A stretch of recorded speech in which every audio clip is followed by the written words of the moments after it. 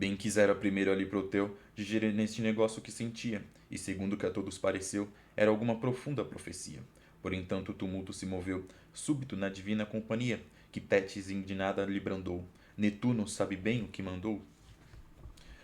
Já o soberbo Hipótades soltava do cárcere fechados furiosos ventos, que com palavras animavas contra os varões audazes e animosos. Súbito do céu sereno se abrandou, que os ventos mais que nunca impetuosos começavam a novas forças a ir tomando torres, montes, casas e casas derribando. Enquanto esse conselho se fazia, no fundo aquoso, além da lasa frota, com vento sossegado prosseguia, pelo tranquilo mar a longa rota. Era no tempo quando a luz do dia, o eônio hemisfério está remota. Os dos quatro da prima se deitavam, para o segundo os outros despertavam. Vencidos vendo o sono e mal despertos, bocejando a miúdo se encostavam, pelas antenas, todos mal cobertos, contra os agudos ares que assopravam.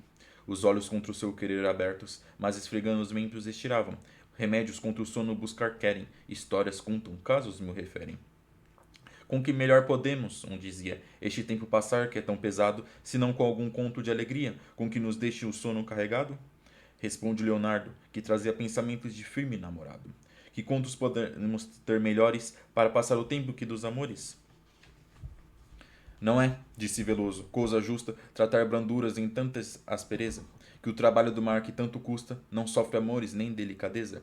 Antes de guerrear ferve de robusta, a nossa história seja, e por dureza a nossa vida há de ser, segundo entendo, que o trabalho a vir mo está dizendo. Consentem nisso todos e encomendam a Veloso que conte isto que aprova. Contarei, disse, sem que me repreendam, de contar coisa fabulosa ou nova, e porque os que me ouvirem daqui aprendam a fazer de feitos grandes de tal prova dos nascidos de rei da nossa terra, esses que sejam os 12 de Inglaterra. No tempo que do rei a rédea leve, João, filho de Pedro, moderava, depois do que sossegado e livre teve do vizinho poder que o molestava, lá na grande Inglaterra, que da neve boreal sempre abunda, semeava a fererines, dura e macizânia, que o lustre fosse nossa Lusitânia. Entre as damas gentis da corte inglesa e nobre cortesãos, há um caso um dia se levantou discórdia em ira acesa, ou foi opinião ou foi porfia. Os cortesãos, a quem tão pouco pesa soltar palavras graves de ousadia, dizem que provarão que honras e famas em tais damas não há por ser damas. E que se houver alguém com lança e espada que quisera sustentar a parte sua, que eles, em campo raso e estacada, lhe darão feia infâmia ou morte crua. A feminil fraqueza pouco ousada, ou nunca, opróbrios tais, vendo-se nua de forças naturais convenientes, socorro pede amigos e parentes. Mas como fosse grandes e possantes, no reino os inimigos não se atrevem, nem parentes nem férvitos amantes, a sustentar as damas como devem. A fazerem em socorro os deuses levem, de todo o céu por rostos de alabastros, se vão aos duques de Alencastro.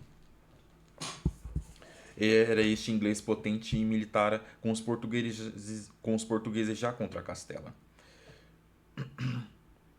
Dos companheiros e benigna, onde as forças magnânimas provara dos companheiros a benigna estrela. Não menos nesta terra experimentara namorados afeitos, quando nela a filha viu que tanto o peito doma do forte rei que por mulher a toma. Este, que socorrer-lhe não queria, por não causar discórdias intestinas, lhe diz: quando o direito pretendia do reino lá das terras iberinas, nos lusitanos vi tanta ousadia, tanto primor e partes tão divinas, que eles só poderiam, se não erro, sustentar a vossa parte a fogo e ferro. E se agravadas damas sois servidas, pois lhe mandareis embaixadores, que, por cartas discretas e polidas, de vosso agravo os façam sabedores. Também por vossa parte encarecidas, com palavras de afagos e de amores, lhe sejam vossas lágrimas, que eu creio que ali tereis socorro e forte esteio. Destarte os aconselho o duque esperto, e logo lhe nomeiam 12 fortes, e por cada dama um tenha certo, lhe manda que sobre eles lancem sortes, que elas são 12 são. E descoberto qual a qual tem caído das consortes, cada uma escreve ao seu próprio vários modos, e ao rei a todos, e a todas a seu rei, e ao duque a todos. Já chega a Portugal um mensageiro, toda a corte alvoroçada a novidade. Quisera o rei sublime ser primeiro, mas não lhe sofre a régia majestade. Qual dos cortesãos aventureiro deseja ser com ferve da vontade, e só fica por bem-aventurado quem já vem pelo duque nomeado? Já na leal cidade, donde teve origem, como é fama, o nome eterno de Portugal, armar madeiro leve manda o que tem o leme do governo. apercebem-se os 12 em tempo breve, de armas e roupas de uso mais moderno, de elmos, cimeiras, letras e primores, cavalos e concertos de 1000 cores. Bom, essas aqui são algumas das estrofes do sexto canto dos Lusíadas, onde nós vemos aqui o começo da famosa história dos 12 da Inglaterra. Tudo bom, pessoal? Meu nome é Caio Mota Ribeiro e eu estou aqui em mais um vídeo com vocês, lendo a grande obra de Camões, Os Lusíadas. Dessa vez aqui, eu li com vocês, né? E a gente vai estar vendo a estrofe, a 36ª até a 52ª estrofe do sexto canto, né? Estrofe 36 até a 52.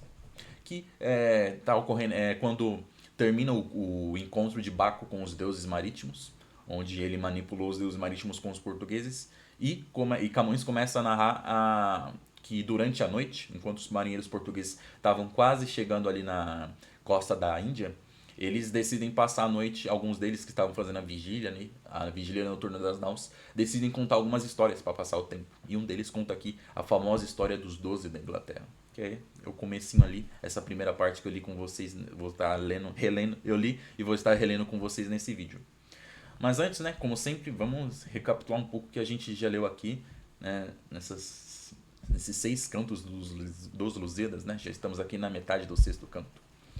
O primeiro canto, Camões faz uma introdução da obra e diz que dedica seus versos ao rei Dom Sebastião, que é o monarca de Portugal que é contemporâneo a ele.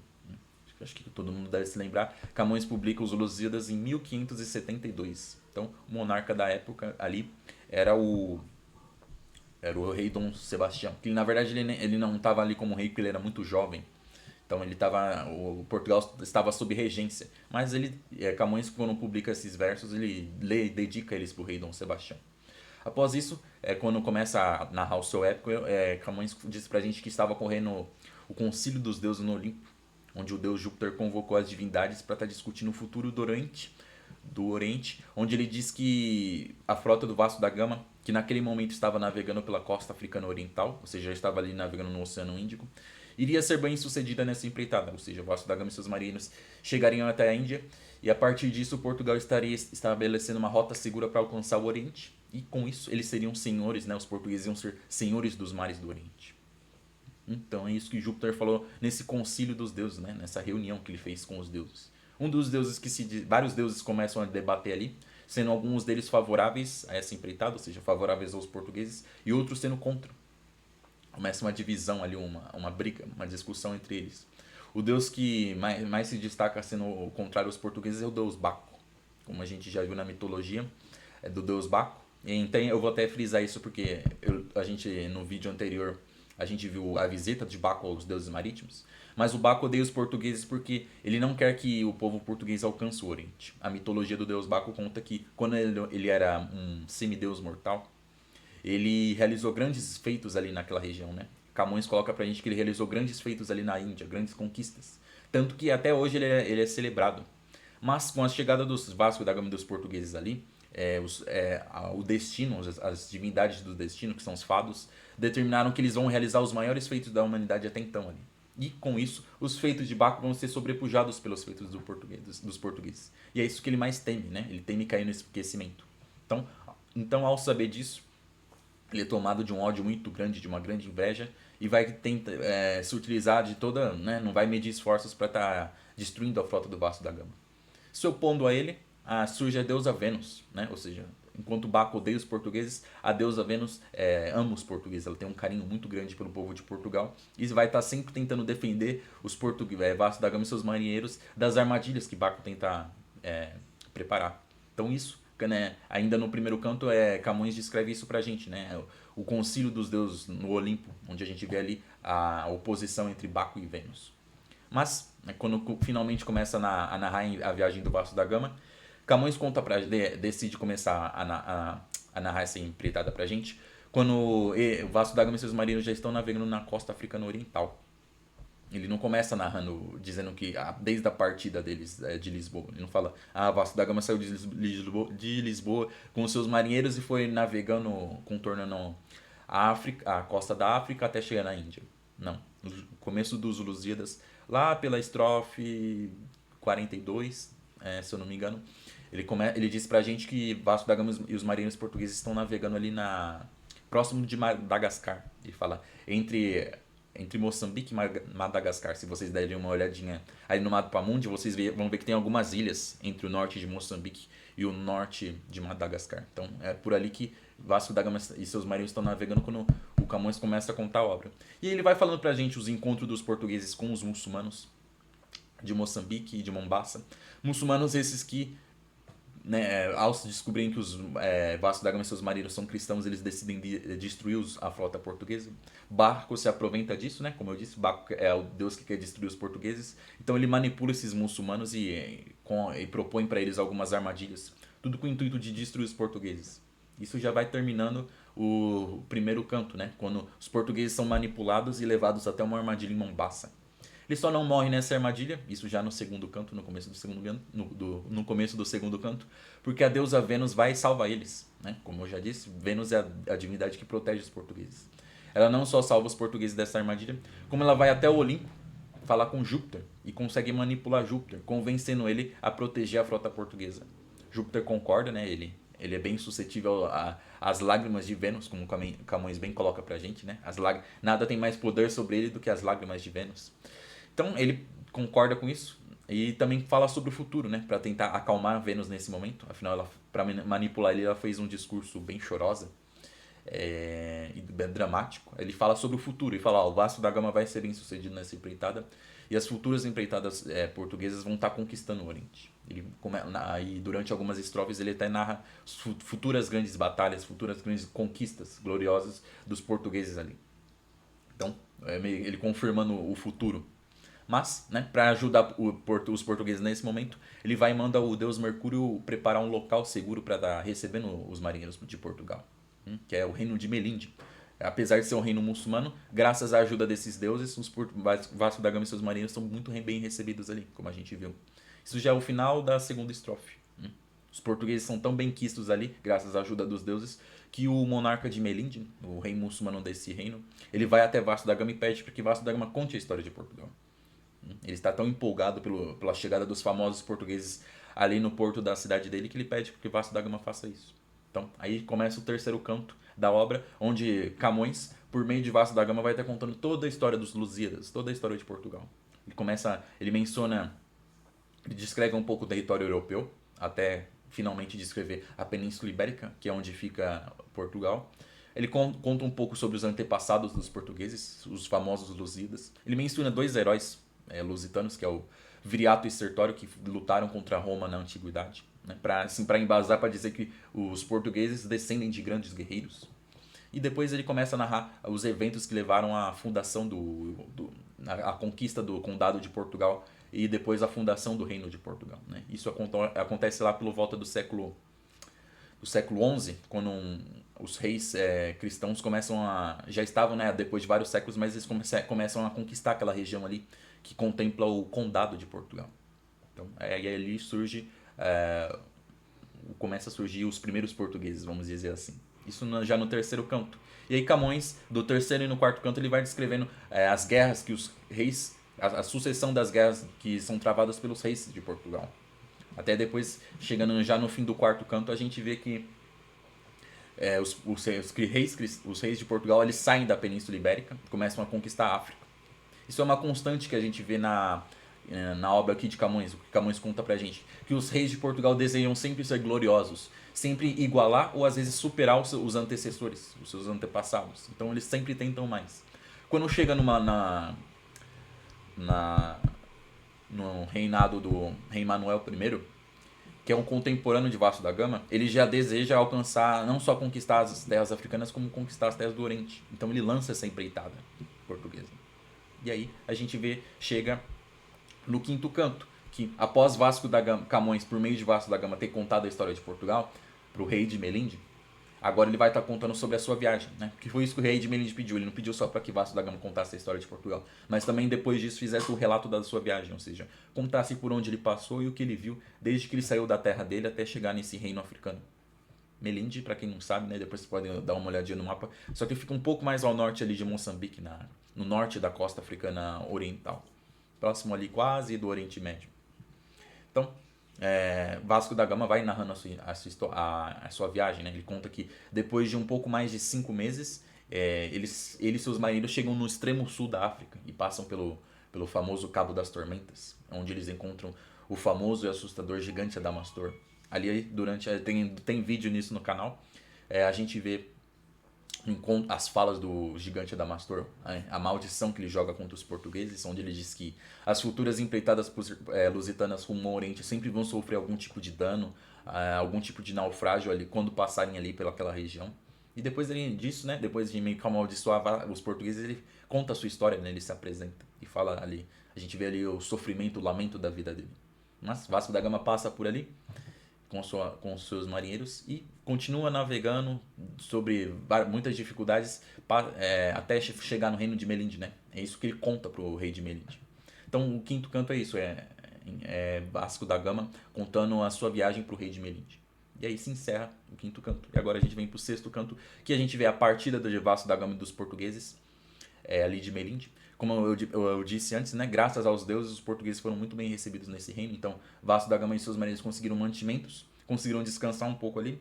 E o principal, eles conseguiram um piloto guia para estar conduzindo eles por um caminho seguro até a Índia.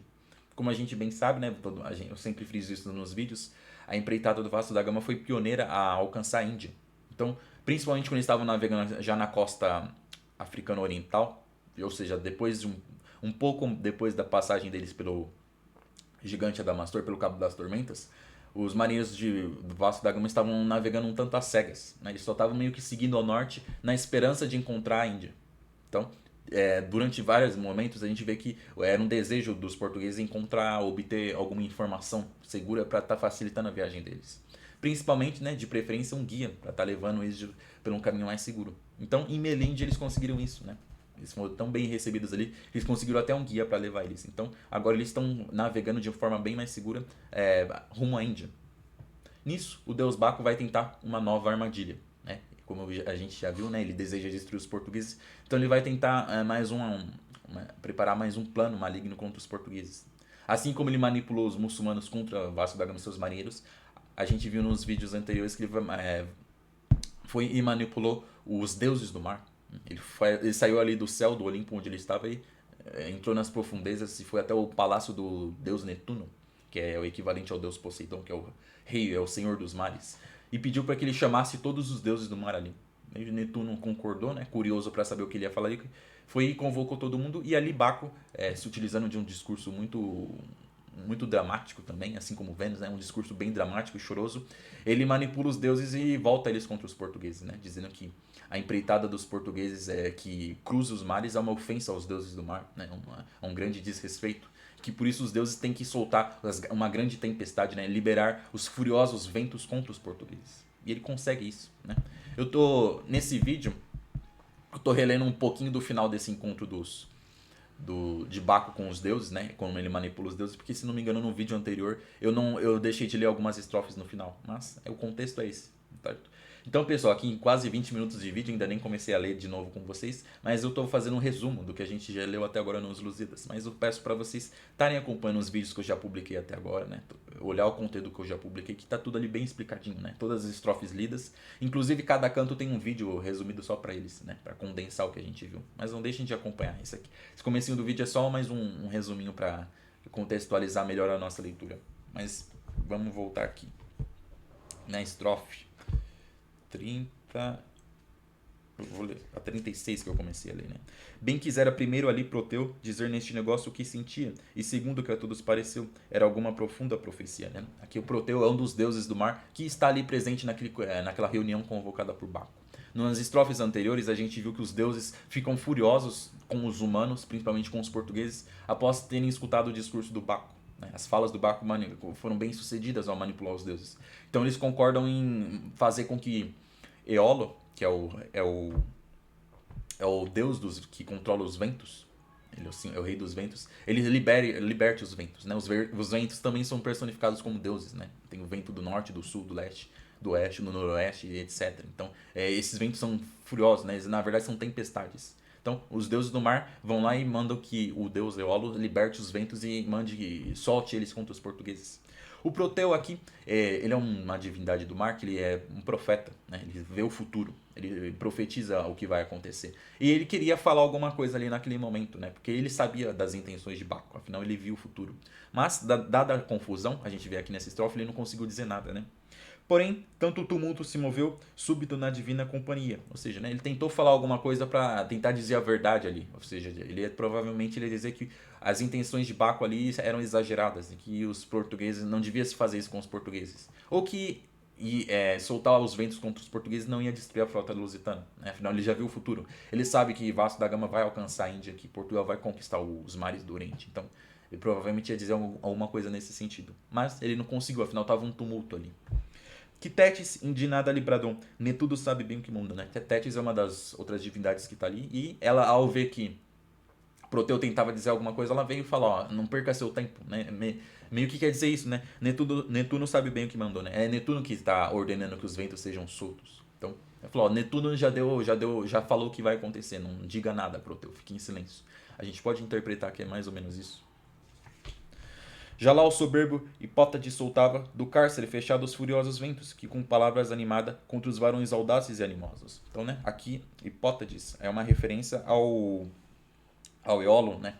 É uma referência a ele, uma forma de se referir a ele que Camões faz. Então, né, ouvindo as ordens dos deuses do mar, principalmente do Netuno, ele vai e solta os furiosos ventos contra os portugueses, né? Aqui, ó. Contra os varões audazes e animosos. Aqui é uma forma poética de se referir a Vasco da Gama e seus marinheiros que estão navegando ali rumo à Índia. Súbito o céu sereno se obundrava, que os ventos, mais do que nunca impetuosos, começavam novas forças a ir tomando torres, montes e casas derribando. Então, né, imaginei os deuses furiosos, os ventos que são personificados em deuses são libertos de sua prisão e são jogados contra os portugueses. Então, imaginem uma grande tempestade. Essa tempestade, esse ataque dos ventos contra os portugueses, a gente vai ver nos vídeos que vão mais pra frente, no final aqui do sexto canto. Porque o que a gente vai ler agora, que é essa conversa que ocorre entre os portugueses, onde um deles está contando história, ocorre simultaneamente durante essa reunião. Né? Tanto que o começo aqui da 38ª estrofe começa assim: enquanto este conselho se fazia no profundo acoso, ou seja, enquanto ocorria o concílio, os portugueses estavam conversando. Então a gente vai imaginar que o final aqui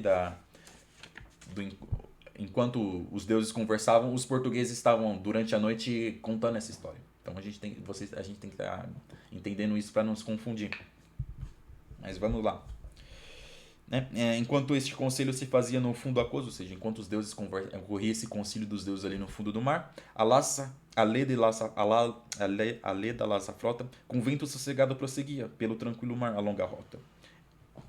Ou seja, que enquanto os deuses estavam discutindo ali, a laça e alegre frota, né? Que é essa palavra aqui, leda é alegre e laça é cansada, ou seja, a cansada e alegre frota portuguesa estava navegando tranquilamente, né, durante a noite. Era no tempo quando a luz do dia do hemisfério está remota. Isso aqui é uma forma poética de dizer que está à noite, ou seja, quando a luz do dia está remota, né? Esse hemisfério aqui é o hemisfério oriental, ou seja, os portugueses já estão aqui na Ásia, né? Eles já estão navegando no Oceano Índico, quase chegando na costa da Índia. Então isso aqui é essa região do Oriente do mundo, a região da Ásia, estava escurecida, estava de noite, né? Uma forma poética de dizer isso. Os do quarto da prima se deitavam, para o segundo os outros despertavam. O que quer dizer isso, né? 4 marinheiros estavam despertando. Não, estavam indo se deitar, enquanto para o segundo os outros despertavam, né? Ou seja, o que quer dizer isso? Os quatro primeiros marinheiros que estavam fazendo a vigília noturna iam dormir, terminava o turno deles, enquanto outros estavam acordando para assumir o posto. O que quer dizer isso aqui? É que estava tendo uma troca da vigília ali dos portugueses, né? Estavam, apesar de nesse local não ter nenhum inimigo, é sempre importante ter algum marinheiro, sempre importante ter alguém vigiando, principalmente os céus. A gente vai ver que os portugueses não são muito pegos de surpresa pela tempestade dos ventos, porque tem um português, né, dos que estavam fazendo a vigília, um tá prestando atenção no céu e ele vê a tempestade chegando, e os portugueses meio que conseguem se preparar. Mas era para isso, ou para se prevenir contra alguma tempestade, caso aparecesse alguma terra à vista deles, ou algum inimigo surgisse. Então sempre tinha alguém vigiando a frota.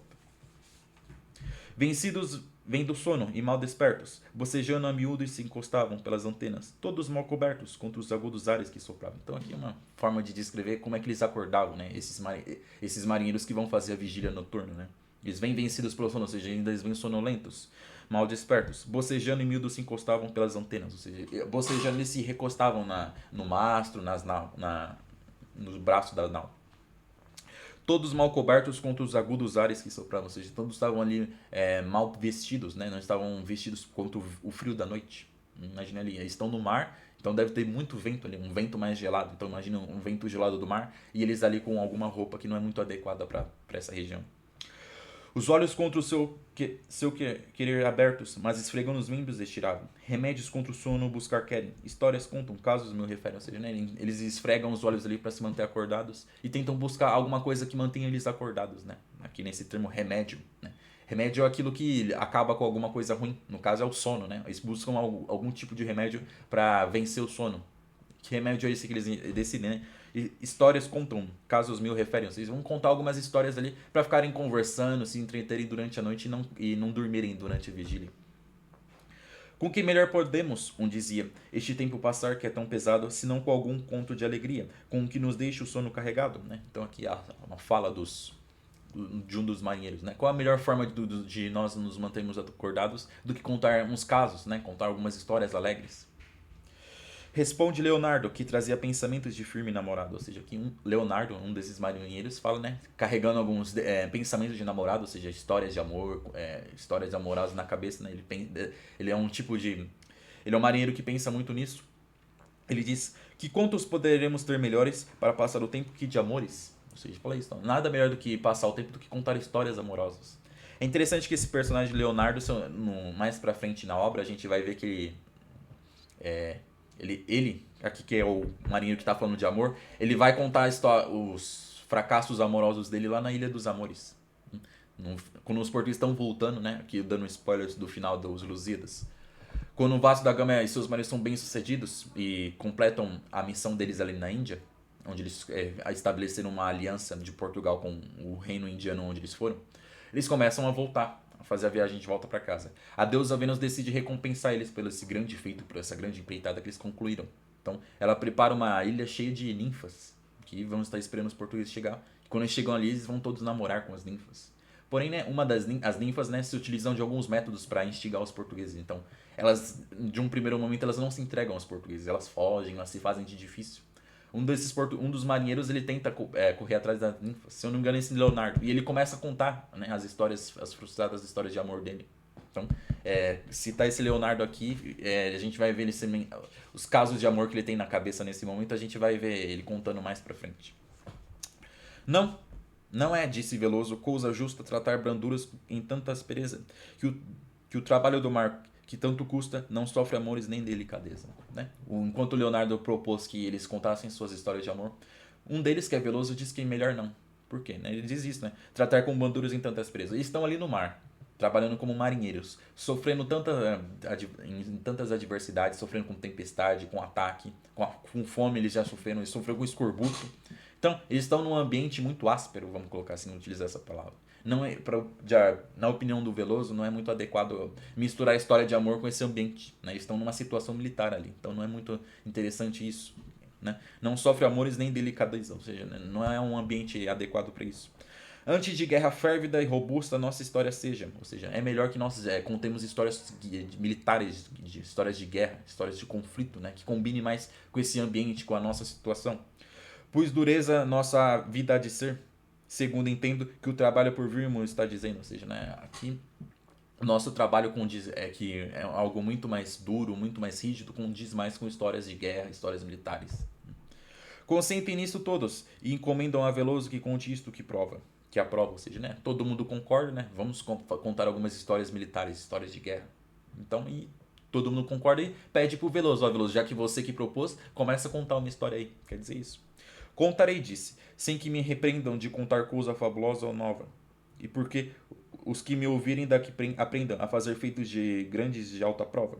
Dos nascidos direito da nossa terra, e estes que sejam os 12 de Inglaterra. Que é a história que ele vai contar, né? Ó, primeiro ele começa dizendo, né? de contar coisa fabulosa ou nova, né? Não estou contando nenhuma fábula ou inventando nenhuma coisa, né? Estou contando um feito que já aconteceu. É isso que ele está dizendo, né? Sem que me repreendam, ou seja, não pensem, não venham me repreender achando que eu vou contar uma história inventada ou fabulosa. Eu vou contar algo que já aconteceu, é isso, né? E ainda mais, né?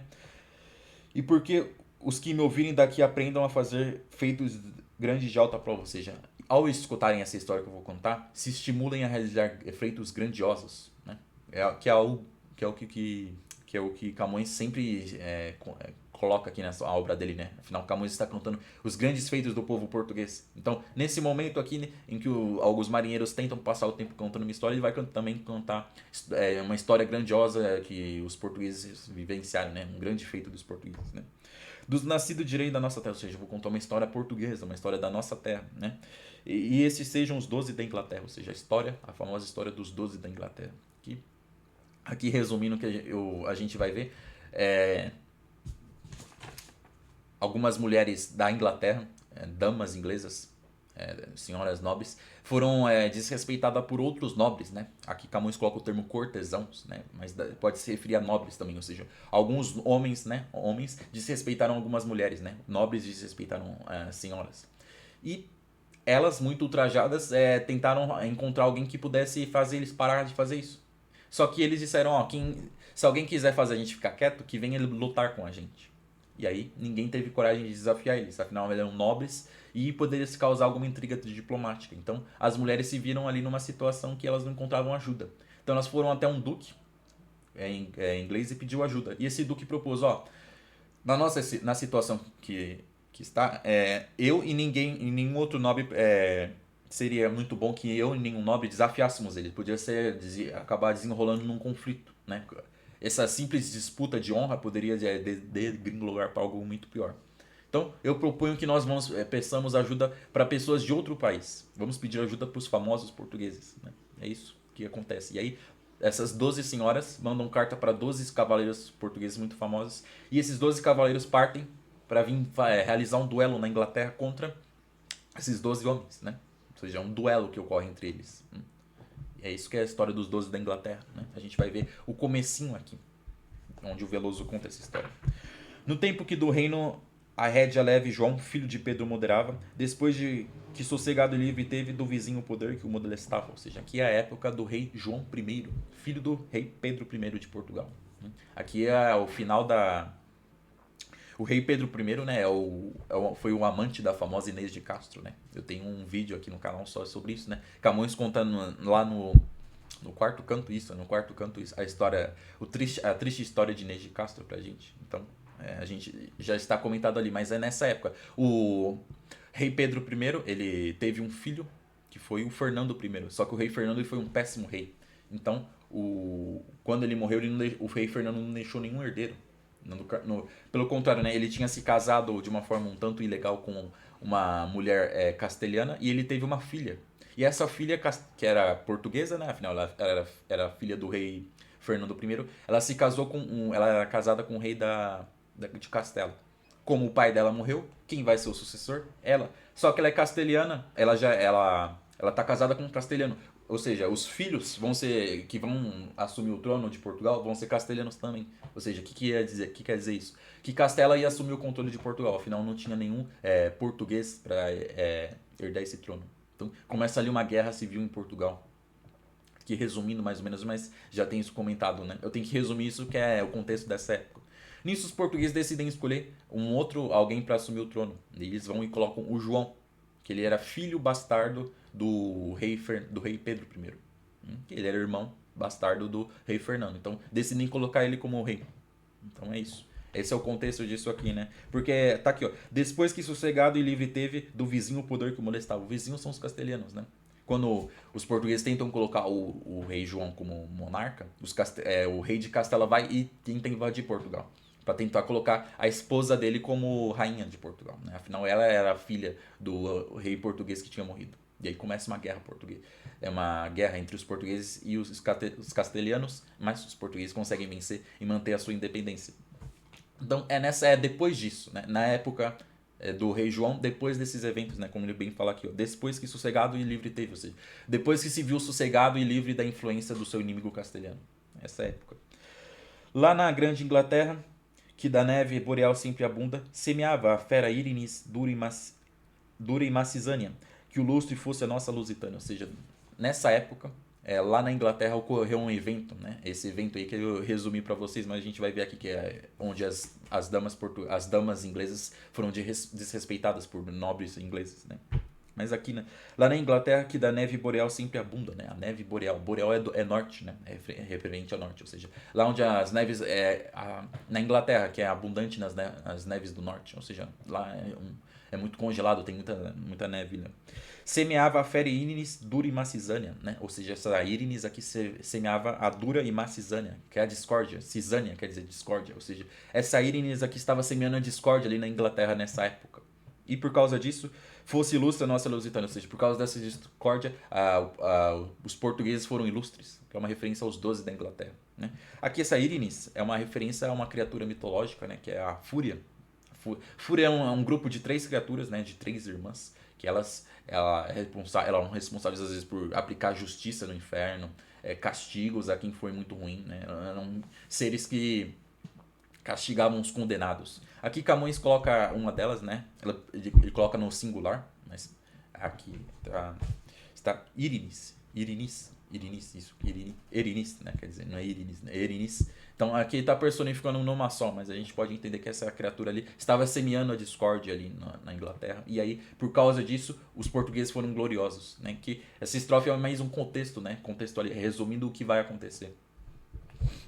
Entre as damas gentis da corte inglesa e nobres cortesãos, acaso o dia se levantou discórdia em ira acesa? Ou foi opinião, ou foi porfia, ou seja, né, ele está dizendo, né, no meio, enquanto essa criatura, esse ser mitológico estava espalhando o caos ali, a discórdia na Inglaterra, acabou que ocorrendo uma discórdia, um conflito, uma briga entre mulheres nobres e homens, e alguns homens nobres, né? Aqui, como eu falei, fala nobres cortesãos. São pessoas nobres, né? A nobreza inglesa. Os cortesãos, a quem tão pouco pesa soltar palavras graves de ousadia, dizem que provarão que honras e famas em tais damas não há por ser damas, ou seja, né? Que conflito foi esse que ocorreu entre os cortesãos e as damas inglesas, né? Os cortesãos, né, não pensando bem no que falavam, né? Camões coloca isso, né? Soltar palavras graves de ousadia, né? Pouco pesa, ou seja, pouco pensavam, ou seja, sem muito refletir, eles ofenderam as damas, né? Dizendo que provarão que honras e famas em tais damas não há por ser damas, ou seja, falando que elas não são damas coisa nenhuma, né? Ele insultou a honra delas. Aqui Camões não coloca isso, mas a gente pode imaginar que eles falaram que talvez elas fossem meretrizes, insultou insultou o nome delas, alguma coisa assim, né? Ou seja, eles desrespeitaram elas de uma forma muito grave. Então diz, em tais honras e famas em tais damas não são honradas, não são nem famosas, né? E que se houver alguém que com lance e espada queira sustentar a parte sua, que eles, em campo raso ou estaca, lhe darão feia, infame ou morte dura. Ou seja, além de insultar, eles falam, ó, se alguém quiser dizer que nós estamos errados, ou seja, provar a parte delas, é isso que quer dizer, não. Queira sustentar a parte sua, ou seja, queira defender a honra delas, que venha enfrentar eles em combate, num duelo, né? Em campo raso ou estaca, lhe darão feia, infame ou morte dura. Ou seja, quem for defender elas, que venha nos enfrentar, né? Que daremos que será humilhado ou até mesmo morto. Ou seja, ele falou, ó, a gente afirma isso mesmo e quem for contra vem aqui brigar com a gente. A feminil fraqueza pouco usada ou nunca aproba os tais, ou seja, né, a força feminina, ou seja, as damas, né, não tinham o que fazer contra eles, afinal, mulheres não iam entrar em duelo contra homens, né? É isso que Camões quer dizer, né? A feminil fraqueza pouco usada ou nunca aproba os tais, ou seja, a força feminina não tinha poder contra isso, contra a força dos homens. Vendo-se nua de forças naturais convenientes, socorro pede amigos e parentes. Ou seja, como as damas não tinham força para enfrentar eles, afinal eram mulheres, elas se viram desesperadas e começaram a pedir ajuda para amigos e parentes. Né? Alguém tem que ir lutar com eles e mandar eles e vencer eles para que eles parem de insultar a nossa honra. Mas como fossem grandes e possantes no reino os inimigos, não se atrevem nem parentes, nem férvitos amantes a sustentar as damas como deve, ou seja, né? Porém, como esses nobres tinham muita influência ali na Inglaterra, ninguém teve coragem de ir contra eles. Ou seja, ninguém teve coragem de lutar contra eles e defender a dama. Nenhum inglês teve coragem de fazer isso, né? Nem paredes, nem férvitos dos amantes a sustentar as damas como deve, ou seja, sustentar, proteger a honra delas, ou seja, tomar partido delas e lutar contra esses nobres. Ninguém teve coragem. Com lágrimas formosas e bastantes, a fazer que em socorro a deuses levem de todo o céu, ou seja, chorando muito, estando desesperadas, de uma forma que até os deuses se comoveriam, por rostos de alabastro, se vão todas ao duque de Lencastre, ou seja, chorosas. Imagine ali um rosto de alabastro, é uma descrição do aspecto delas, né? Elas vão até o duque de Lencastre pedir socorro. Eles vão até duque, né? É um duque, né? É um nobre, um título de nobre mais elevado que existia ali, né? Lencastre, aqui tá Alencastro, mas é referente ao duque de Lencastre, que é um duque ali inglês, né? Era este inglês potente e militara com os portugueses já contra Castela, onde as forças magnânimas provara dos companheiros Beguine e Estela. Ou seja, aqui, por um acaso, esse duque, esse duque inglês, ele já tinha lutado ao lado dos portugueses contra os castelhanos e viu ali o poderio dos portugueses. Como eu falei, né, na época aqui do João I, ocorreu essa grande guerra dos portugueses contra os castelhanos. Então, aqui se presume que o duque lutou naquela batalha ao lado dos portugueses contra os castelhanos. Bem interessante, né? Para quem não sabe, Lencastre, né, é um conjunto de territórios, né, um ducado, que ele fica ali no noroeste da Inglaterra, isso fica ali no noroeste. E para quem não sabe, né, tem um seriado muito famoso que chama Game of Thrones, e tem uma família muito famosa que são os Lannisters. O nome Lannister é inspirado nos Lancaster, né? Lembrando, né, é um título, então existia uma geração muito extensa de pessoas que herdaram esse título e nem sempre eles estavam na mesma família. Às vezes morria e passava o título para alguém de outra família e esse cara assumia, por exemplo, esse nobre que assumia esse título, ele herdava esse nome, né, fulano de tal, né, de tal Lancaster. Ou às vezes, né, algum Lancaster foi deposto e o título dele, o título e o nome dele foi dado para uma outra pessoa. Então, não é propriamente uma família de Lancaster que existiu, mas uma geração de pessoas que herdaram esse título e herdaram esses territórios. O atual Duque de Lancaster, para quem não sabe, é o atual rei da Inglaterra, né? O Carlos III, né? Ele é o dono ali. Além de ser rei, ele também é duque daquele território. Se eu não me engano, os reis várias últimas gerações herdaram esse título. Então, além de reis, eles eram duques. Não menos nesta terra experimentara namorados afeitos, quando nela a filha viu que tanto o peito doma do forte rei que a mulher a tomou. Além de, né, do duque de Lencastre ter lutado ao lado dos portugueses, ele viu ali naquela terra que os portugueses têm muita afeição pelas mulheres, né? São um povo muito namorador, né? Namorados afeitos, né? Ou seja, eles têm uma grande honra pelas mulheres, um grande respeito pelas damas. Tanto que a filha dele, a filha do duque, a filha viu que tanto o peito doma, ou seja, ela, né, ficou encantada pelos portugueses, principalmente pelo rei João, né, que por mulher a tomou, ou seja, a filha do duque de Lencastre é esposa do atual rei João I, né, do rei João I nessa época. Então ele tem uma aproximação muito grande.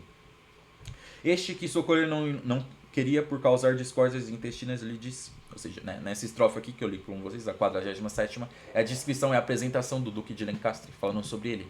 Aqui a gente vai ver a resposta que ele dá para as damas. As damas, num primeiro momento, as 12 damas, foram pedir ajuda a ele. Pedir, venha lutar pela nossa causa. Então imagine que elas fizeram uma viagem e foram até ele, né? Provavelmente ele não estava ali por perto, foram até ele e pediram isso. Aqui é a resposta dele, onde a gente já vê que ele não aceita, né? Aqui. Socorrer ele não queria por causar discórdias intestinas, ou seja, né, ele não queria lutar contra esses nobres porque poderia ocorrer um problema interno ali no reino, né?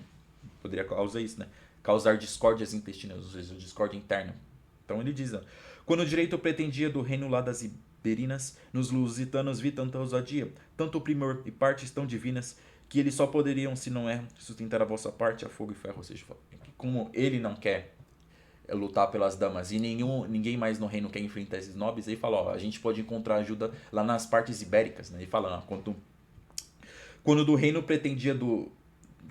o direito pretendia do reino lá das terras iberinas, aqui é uma referência à guerra que ocorreu de Portugal contra Castela, né? Ou seja, uma guerra pelo direito do reino. Ele fala, quando ocorreu essa guerra, eu vi ali a grande força dos portugueses, né? Nos lusitanos vi tanta ousadia, tanto primor e partes tão divinas, ou seja, eu vi o grande valor dos portugueses. É isso que ele está falando, ele está louvando os portugueses e dizendo, né, Que eles só poderiam, se não erro, sustentar a vossa parte a fogo e ferro, ou seja, só eles poderiam, com fogo e ferro, ou seja, só eles poderiam lutar pela sua causa. Ou seja, como nós ninguém aqui tem, ninguém aqui na Inglaterra tem coragem de enfrentar esses nobres e defender a honra de vocês, ele falando para as damas, então a gente tem que buscar ajuda lá em Portugal.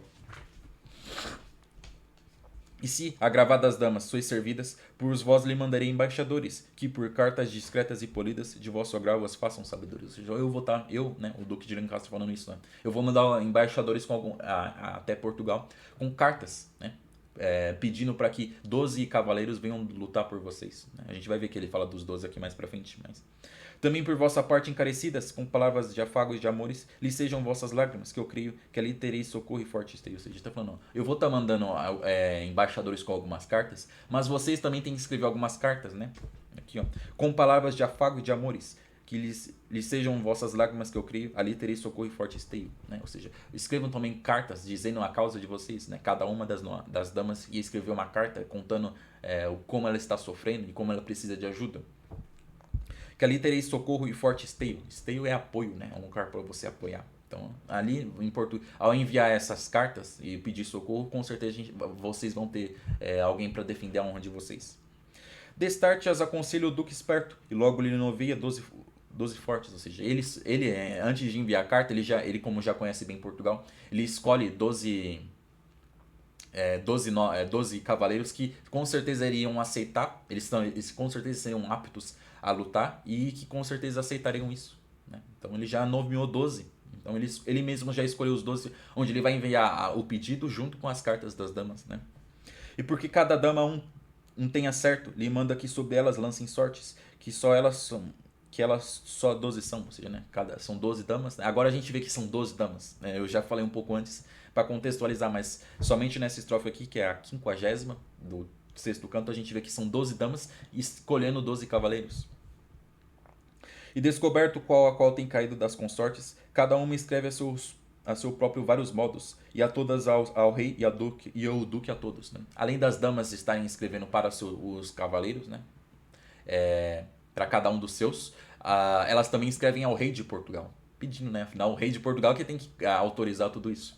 O duque também faz isso, escreve ao rei e também escreve a todos. Ou seja, além da carta das damas, existem as cartas do duque para os 12 cavaleiros. Já chega a Portugal o mensageiro, toda a corte alvoroçada, alvoroça a novidade. Quisera o rei sublime ser primeiro, mas não lhe sofre a régia majestade. Ou seja, né, a corte portuguesa, ao saber disso, fica alvoroçada. Todo mundo quer participar. Aqui até diz, né? O rei sublime queria o rei sublime ser primeiro. Ou seja, o rei João I, ao saber disso e da oportunidade de estar lutando contra cavaleiros ingleses, né, num duelo, num torneio, ele fica muito empolgado. E ele até diz que ele queria ser o primeiro, mas como ele é rei, ele não pode, né? É isso que quer dizer. Né? Mas não lhe sofre a régia majestade, ou seja, né, o posto dele de rei não permite que ele vá lutar contra cavaleiros nessa situação. Qualquer dos cortesãos aventureiro deseja ser, com ferve da vontade. Ou seja, né? Agora os cortesãos aqui, essa palavra está se referindo aos cortesãos portugueses, ou seja, os nobres portugueses. Né? A corte inteira, todos os cavaleiros de Portugal queriam ali ser voluntários para lutar pelas damas. Né? E só fica por bem-aventurado que já vem pelo duque nomeado, ou seja, né, apesar de vários deles querem se voluntariar, somente foram selecionados os que o duque mesmo nomeou. Interessante isso, né? Eu até vou pegar aqui para vocês o nome desses cavaleiros famosos, né? Vou abrir um outro livro aqui, que é um livro que tem mais comentadinho.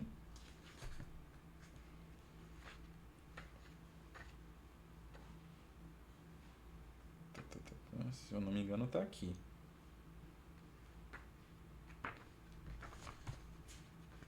Aqui, ó.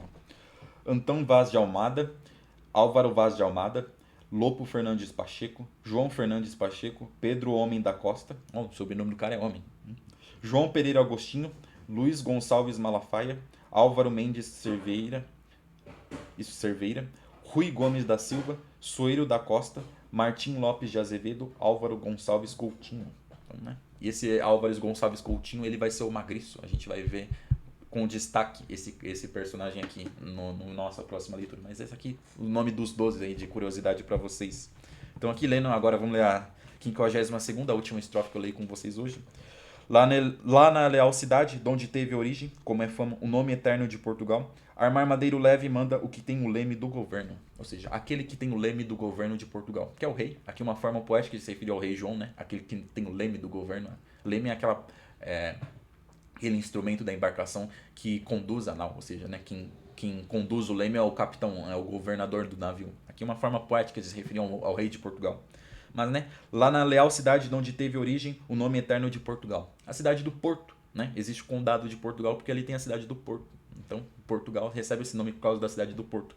Ou seja, nessa cidade, o rei de Portugal mandou armar o madeiro leve, ou seja, mandou preparar uma embarcação para estar levando os 12 cavaleiros os 12 da Inglaterra, esses 12 cavaleiros portugueses.